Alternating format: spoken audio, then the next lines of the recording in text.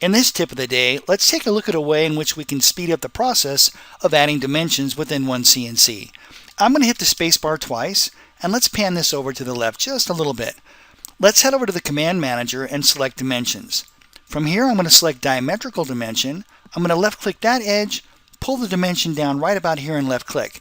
Now, by default, OneCNC gives us the very powerful ability to adjust parameters. In fact, we could add a symbol, type in whatever text we want, adjust the tolerance. If we click More, we can also do things like adjust the arrow style, the decimal places, font, and so on. Now, though this is very powerful, there may be times in which you don't want to have to work through these menus.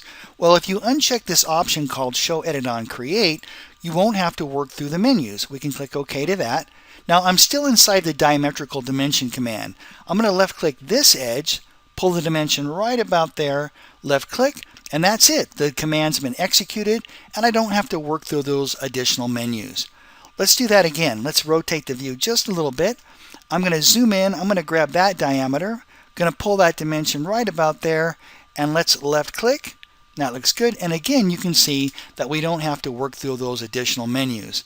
Now if you want to turn those additional menus back on, it's very simple. Just head up here and select File, select OneCNC Properties, and what you want to do is you want to locate the Dimension tab.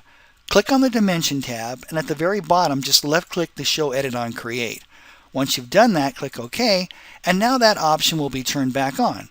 So for example, if we go to vertical dimension, let's left-click that edge, left-click that edge, let's pull the dimension right about there, and now once again we have the very powerful ability to specify additional parameters. Once we're done, we can click OK, and that's it.